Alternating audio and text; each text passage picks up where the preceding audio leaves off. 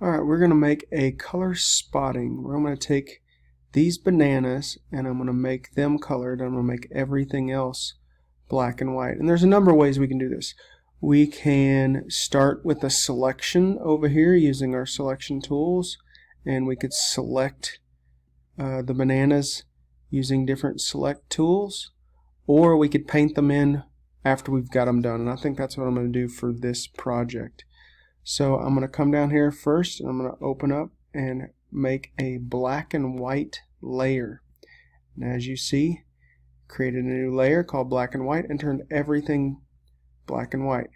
Within here I can change and slide the different colors to bring them darker or lighter in the background.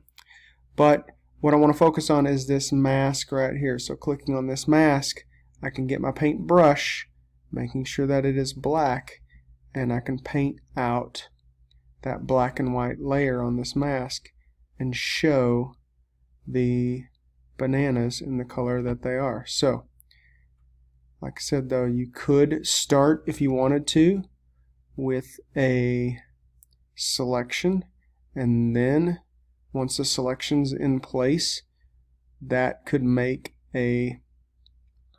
when you added your black and white mask, that would create the mask the way that you wanted it to.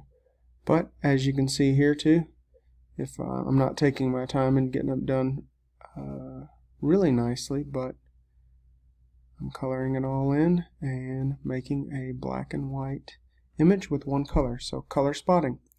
And if you painted in too much, of course you could come down here and switch to white and paint out or paint back in by switching back to black. And you can see on that mask there showing you the color. Alright.